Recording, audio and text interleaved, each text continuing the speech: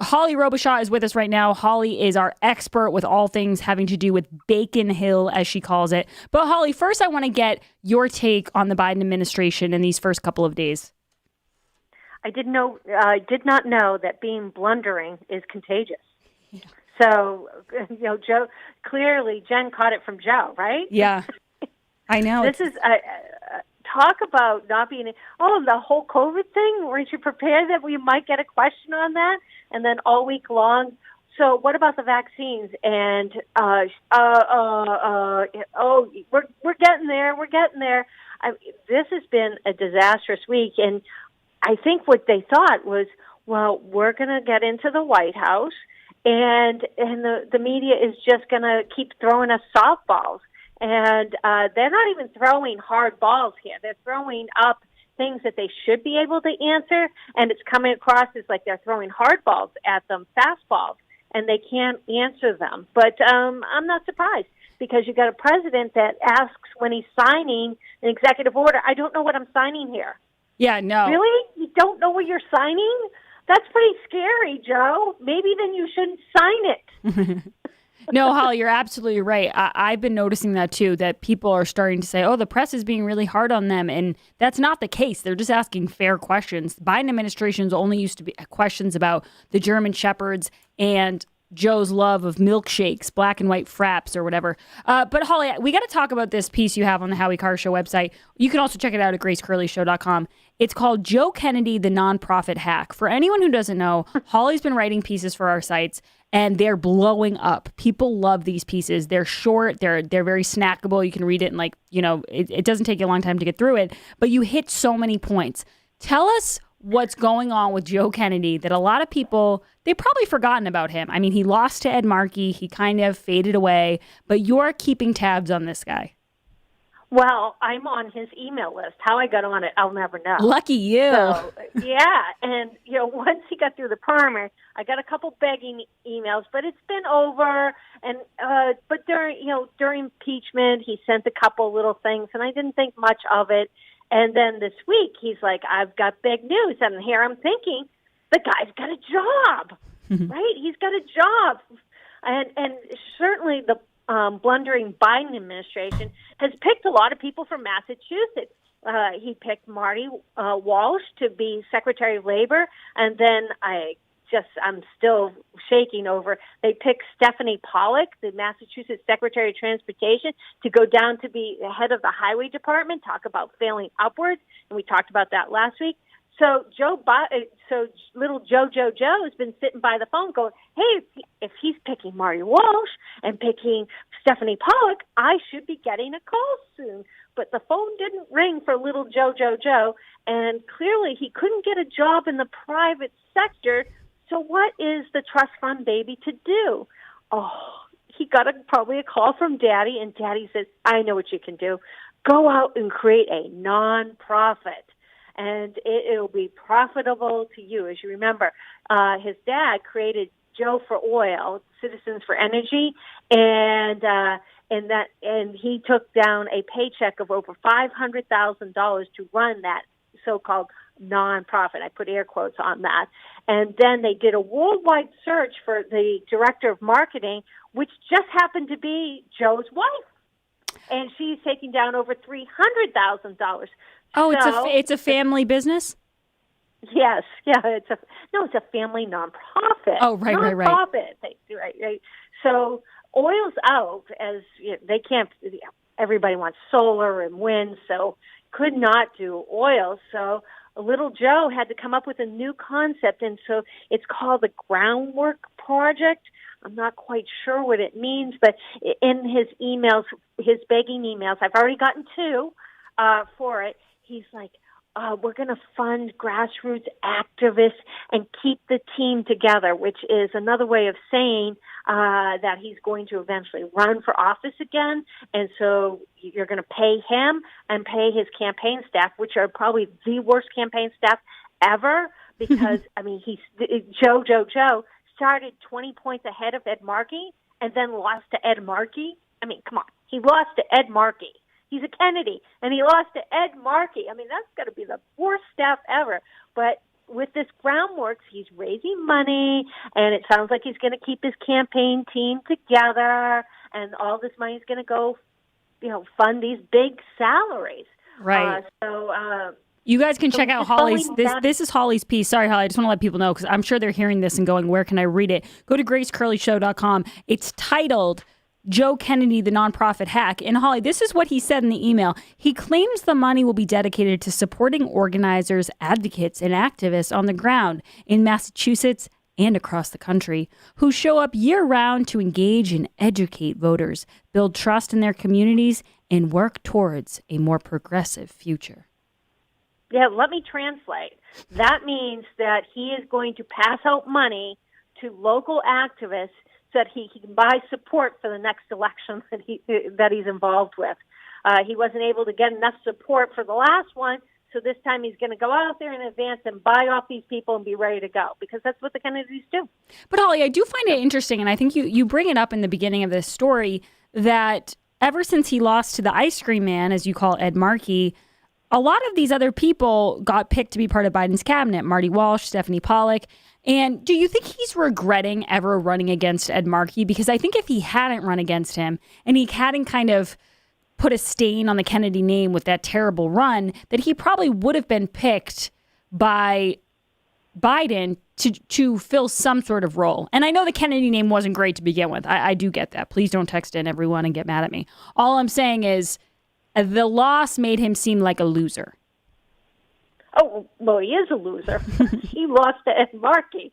No, it didn't help him. Long gone is the clout of the Kennedy name when he gets bypassed for anything down in D.C. And you can't tell me that he decided to do the groundwork project instead of getting chosen for a high-profile position with the Biden administration.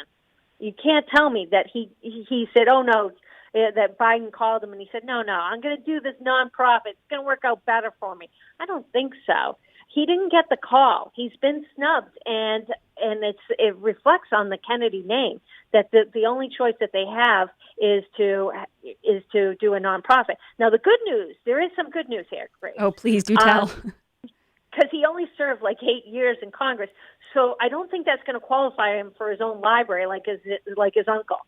So we're not going to have the taxpayers having to fund a Joe library. Oh, that is good news. Silver lining on this Friday afternoon. I'm talking to Holly Robichaud. Holly, I have to ask you, what do you think about this vaccine rollout? I've been noticing, and Howie's mentioned it too, WGBH had an article about Baker and the job he's doing with this vaccine rollout, and they're not impressed. And once you lose WGBH, you've kind of lost the Massachusetts media. What is your take on this? Disaster. Absolutely disastrous. First of all, he's got these forms online, and it's complicated, and not every senior is technical to be able to do this stuff. And what a disaster on this, in that he's not prepared. It reminds me of Deval Patrick, and when we were converting over from Romney Care to Obamacare, and it cost the state $1 billion. And I think Baker Parker took a page out of that playbook and said, let's screw it up like Deval did, and I'll follow in his footsteps. I mean, how he's not ready. And my thought would be, so should he apologize to Trump? Because he's just been kicking the crap out of Trump for so long, and clearly he wasn't ready to do this rollout. And I'd like to know, when are the restaurants going to be able to go beyond 25%? Well, Come Holly, on, Governor, let's get going. The part of it that drove me the craziest, I was reading this article, and it was talking about, Massachusetts had a really weird phased out plan where, prisoners got the vaccine before people who weren't living in nursing homes but were over the age of, let's say 65. It was weird prioritization of people.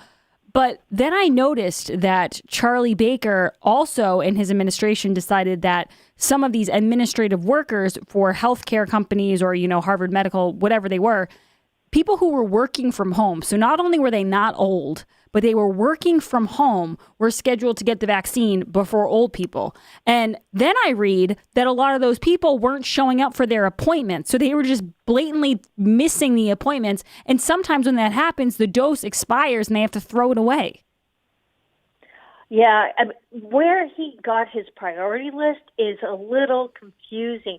I think if we follow the science, we would know where to go on this, but we didn't follow the science. I think he was following politics, but I'm not quite sure of the politics of this. Look, anybody that he should have been rolling it out for senior citizens, first in the nursing homes. I'm sorry if you're in prison. I think you should have waited till after our seniors that are the most vulnerable, that are still mobile in the community, that go food shopping and stuff, why they wouldn't get above a prisoner, and why there isn't a better rollout on this. I mean, clearly, if you're a senior, you usually go to the doctor more often. Why wasn't there something done with the doctors or Walmart, or not Walmart, but Walgreens or CVS? I mean, they know who's coming in for prescriptions. They do give out flu shots. How this could have been messed up this much is mind-boggling to me. I mean, my parents, right? My dad's not been very healthy. He's got a lot of medical conditions, okay? And my mom has caretakers to help her out. What are they going to do? Drive down to Gillette Stadium to get their shot? That's crazy. They should either be going to Walgreens or CVS or their doctor's office. And certainly, I mean, you could have involved the medical community. They know who they have, how many patients they have over the age of 75 or 65. I mean, this is a disaster. Clearly, Baker has really blown this.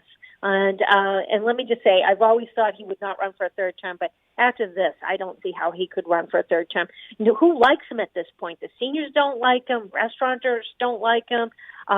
People that have children that want them going back to schools don't like him.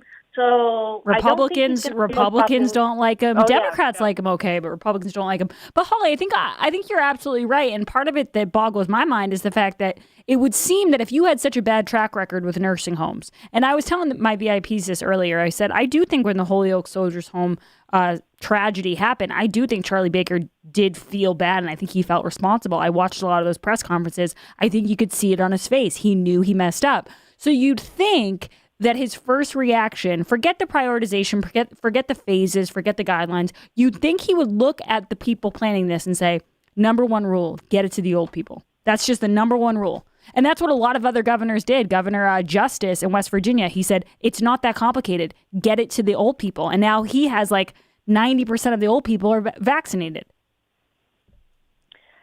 That would have made sense. And but I haven't seen any real big push to clean up what went on at the nursing homes. Remember, he's still been putting COVID patients into those nursing homes. So I haven't seen a real caring aside from him about the seniors, other than he keeps saying that he couldn't visit his dad for 100 days. Okay, well, I don't think he's done a very good job on this whole thing, and it can't be understated about how much he's messed up with the nursing homes, how much he messed up with the Holyoke Soldiers Home, and now how he's messed up with the rollout. There are so many different ways that he could have possibly done this to make it roll out smoothly, and it hasn't happened that way. And now I'm hearing he's going to install a phone line on this. Oh, great. Another phone line. Another couple of hundred jobs to get people, and they'll never miss a paycheck. Holly, thank you so much for being with us. And people can read Holly's stuff at HowieCarrshow.com or GraceCurleyShow.com. Her articles get an amazing amount of eyes on them. Everybody wants to read what Holly's coming up with. She always keeps an eye on Beacon Hill. And it's tough because not a lot of people do. People always focus on national news, but there's a lot of corruption happening right in your backyard. Guys, we'll be back with another expert on Massachusetts hacks, Howard Lawrence Carr. Don't go anywhere. This is The Grace Curley Show. You're listening to The Grace Curley Show.